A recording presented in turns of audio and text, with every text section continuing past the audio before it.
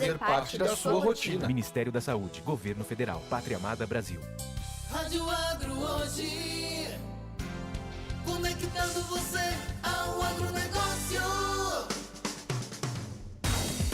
Programa Brasília Superagro. Esse é o Brasília Superagro. Estamos voltando aqui agora com mais um entrevistado. Vamos ter uma conversa sobre política internacional aqui com o nosso embaixador, Pedro Luiz Rodrigues, querido embaixador. Agora às 9h37, ele está entrando no ar com a gente. Bom dia, embaixador. Tudo bem? Bom dia, Marcelo. Prazer estar aqui com vocês. O embaixador me deu a honra de aceitar o convite para fazer comentários aqui no programa sobre política internacional.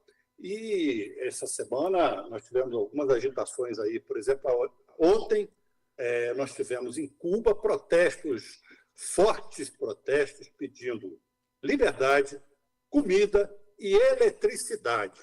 O governo de Cuba está sendo muito pressionado com as pessoas daqui. Eu estou aqui aberto com a página do El País, que hoje noticia que, inclusive, o presidente foi vaiado, as pessoas foram para a rua nas principais cidades de Cuba, uma crise tremenda em Cuba, onde as pessoas estão precisando de comida, não tem luz, a eletricidade está faltando na maioria das cidades de Cuba, apaga-se a luz, volta. Isso sempre foi um problema em Cuba, né, mas agora piorou, né? E, enfim, esses protestos, essa queda aí de popularidade lá do governo de Cuba está ficando cada vez mais evidente, né? Acho que as pessoas estão querendo solução, as pessoas estão querendo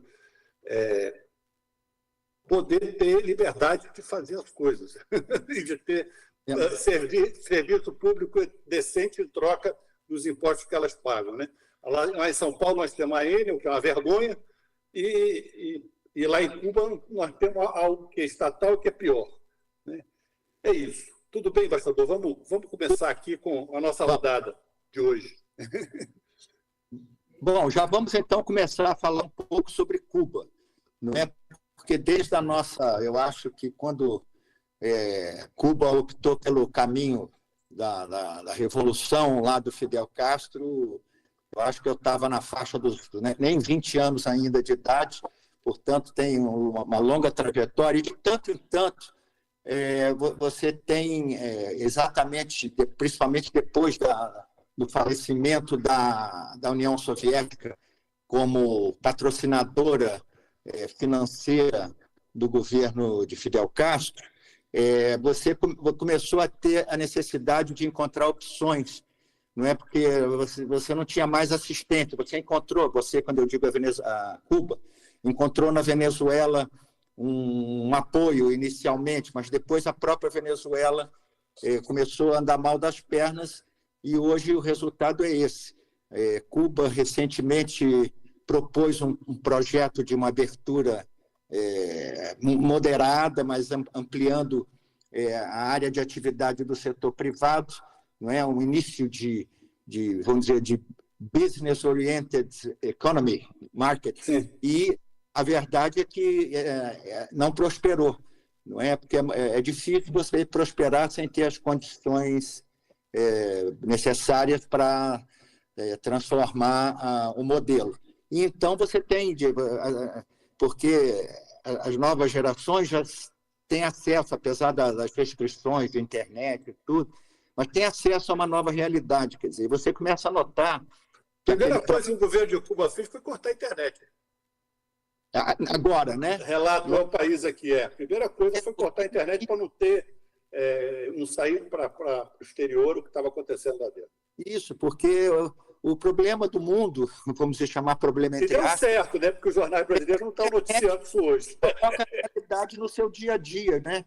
Você vê o que está acontecendo no mundo e, de repente, você está lá em Cuba, muito bem, todo mundo lá, teoricamente, tem um acesso à saúde muito bom e tal, mas você vê, basta aí, eu já visitei Cuba algumas vezes, você vê que realmente é um país que vai ficando para trás, ao contrário da China, cujo modelo comunista optou para resolver o problema econômico. Cuba ficou, quer dizer, você não tem lá muito caminho econômico para a prosperidade. A Índia também é outro grande exemplo, né? Com esse programa espacial, enfim, a Índia tem Eu dou um avanços exemplo muito grandes. muito significativo, foi meu primeiro posto. Eu, logo que terceiro secretário, saí do Instituto Rio Branco. 40 anos de Itamaraty, nossa senhora. 40 anos. Mas me ofereceram assim, você gostaria de passar um tempo em Bangladesh? O embaixador ficou doente, você precisa tocar a embaixada. Então, fui eu, terceiro secretário, para Bangladesh, e juro, quando cheguei lá, achei que era um país que não tinha muito futuro. Por quê? Você vê, do tamanho do Ceará, com a população igual a do Brasil e clima quentíssimo, úmido da Amazônia, não é? E uma taxa de crescimento populacional enorme, praticamente não tinha mais espaço para plantar nada, né? A área relativamente pequena. Mas você vê, apesar das dificuldades, Bangladesh deu a volta por cima e investindo em educação, mas abrindo caminho para o capitalismo, não é? Hoje se torna um país que está nos mercados. Tem muita gente que diz, não, mas você está explorando a mão de obra. O que eu sempre digo é o seguinte, eu quando cheguei em Bangladesh, para você ter pedra para a estrada, você tinha milhares de senhoras e senhores e jovens e crianças quebrando pedra no martelo para ter em estrada. Nossa, mas pior do que isso é você não ter emprego. Se você não dá renda para as pessoas, claro, é de fome, entendeu?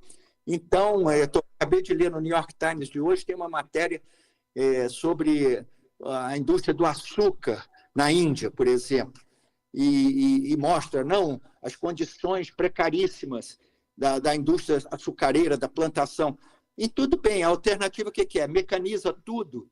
E o que você vai fazer com aquelas centenas de milhares de pessoas que estão empregadas nessa área, se você não tem alternativa? Então, os desafios são muito grandes. Sim, são muito grandes. E para uma economia comunista, você tem essa limitação agravada por não aceitar as regras do capitalismo.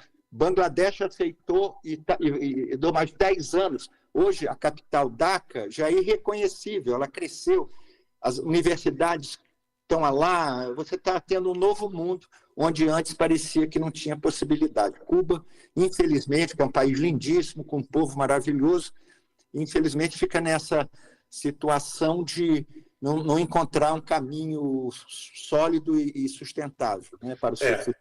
Veja, eu queria avançar um pouco nesse assunto da política internacional para falar um pouco dessa viagem do presidente da França ao Brasil, vai acontecer nos próximos dias.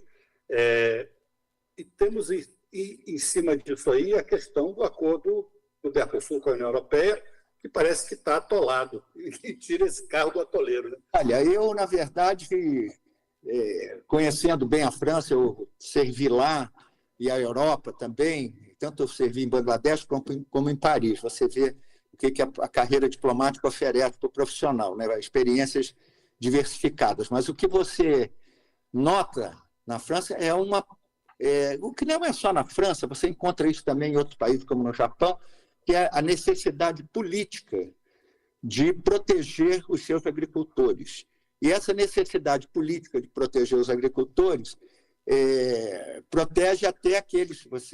Embaixador, só fazer um parênteses aí na sua fala.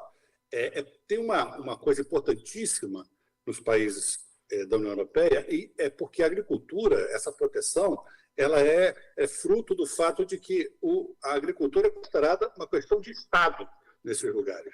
Ninguém mexe com vinho, ninguém mexe com azeite, com coisa. É complicado isso aí, né? São sociedades. Não é você mexer nessas coisas. Você não viu aí esse desfile pré-Olimpíadas? O que eles fizeram? Em vez de você botar um montão de atletas, você montou uma quantidade enorme de garçons segurando bandejas com cafezinho. Entendeu? Isso é muito significativo. Não é? É aquela agricultura da qualidade. Mas essa agricultura, vamos dizer, da excessiva qualidade, não é essa agricultura que vai resolver um problema global, que é o seguinte: nós somos 9 bilhões de habitantes na Terra, continua a população crescendo, e você não vai conseguir alimentar nem 5% dessa população crescente com uma agricultura tipo europeia. Não é? Você precisa de produzir, você precisa de quantidade, obviamente aliando qualidade e preservação do meio ambiente, porque o Brasil é muito vilipendiado, porque é muito atacado por devastar a natureza. Mas a nossa legislação ambiental, essa questão de proteger áreas de floresta e de mata nativa em áreas de agricultura, ela não tem par no mundo. Não é? Gostaria de ir na França encontrar tanta mata na beira. Eu queria só avançar um pouquinho aqui, porque nós estamos chegando no final. Questões concretas da visita do Macron ao Brasil, do Emmanuel Macron. O mais importante seria ele anunciar que mudaram de ideia e aprovariam esse acordo que ficou quase um quarto de século em negociação. É ruim. O termo que eu, como diplomata aposentado, eu posso falar, trata-se de uma enrolação. O que os franceses e os europeus querem é o seguinte, que a gente abra a porta para importar os produtos industrializados deles, que são os produtos de valor agregado, e fazem tudo para barrar o que a gente tem para exportar. Então, não é? Essa é uma relação que não adianta, palavras bonitas, discurso, cooperação técnica, educacional, é tudo uma beleza. Mas na hora do essencial, eu até diria, eles estão no direito dele, defender a produção deles. E nós deveríamos defender a produção nossa, e eu espero que na hora das negociações isso seja colocado bem claro. Chega de fazer concessão para o europeu, chega de abrir mercado excessivamente para as indústrias europeias, não é? Que aqui mesmo no Brasil, a indústria leiteira, por exemplo, está quase toda na mão dos franceses. Se a nossa agricultura é tão ruim assim, por que os franceses estão nela, não é? São verdade. Que tem que colocar, porque é uma questão de falta de seriedade mesmo. Eu entendo a defesa, como o Japão defende o produto de arroz, mas não é? Precisamos o pulso enérgico. É o tal negócio, né? É o tal negócio. O Macron vem para cá, está tudo muito bom, está tudo muito bem, mas realmente não vai acontecer nada. Chega para lá, jogo de lateral, sabe? É isso aí. Embaixador Pedro Luiz, muito obrigado pela sua participação aqui no programa. Nós já estamos chegando agora ao final do nosso programa. Brasília Superagro, aqui na Rádio Agro Hoje. Nós vamos voltar na próxima segunda-feira, ou como dizia o repórter Esco, a qualquer momento, em edição extraordinária. Um grande abraço para você, muito obrigado pela audiência. Grande abraço, embaixador. Tudo de bom. Segunda-feira que vem estamos de volta. O embaixador vai comentar novamente a política internacional. Grande abraço. Abraço.